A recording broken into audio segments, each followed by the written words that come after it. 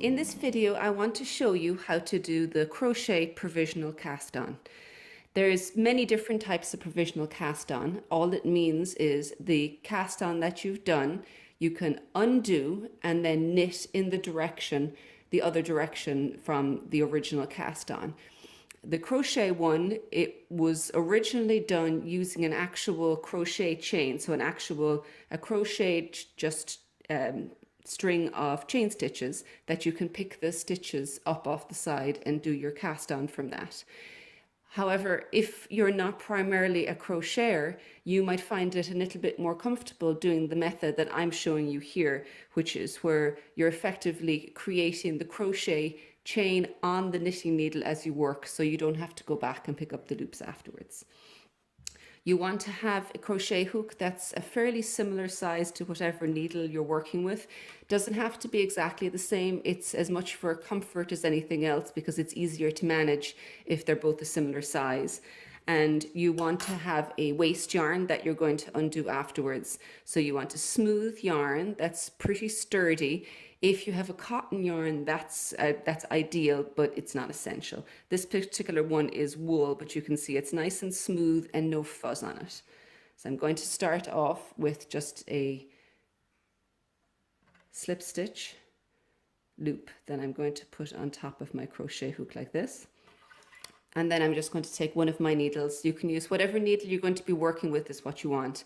I'm just using a straight needle here, but if you're doing double pointed or a circular needle, just use one of those. Then we're going to put it across like this with the crochet needle across the working needle. I'm going to use my left hand to actually just hook them into place and bring the working yarn. The tail you don't really want, you just want to tuck it to the side here.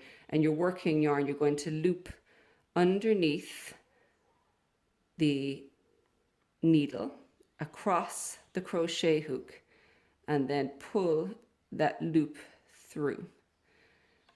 So that is going to create the first stitch.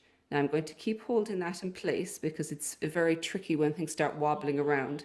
Now my yarn is on the wrong side, so I'm going to bring that around underneath the needle again, and then from right to left across the crochet hook and pull a loop through. And that's all you're going to keep doing. I'll do a few more of those till you can see what it looks like. Bring it to the front, right to left of the crochet hook, and pull that loop through. And you can pick up a bit of speed as you get into the swing of it. And once you've actually got a few, you'll be able to see what it's going to look like here. So I've done a few stitches there, and then when you've finished, you want to put a loop of yarn through this so that it's going to stay in place. So I'm just going to snip my yarn here, and then I'm just going to pull that yarn through the final loop so that it's not going to come out for me.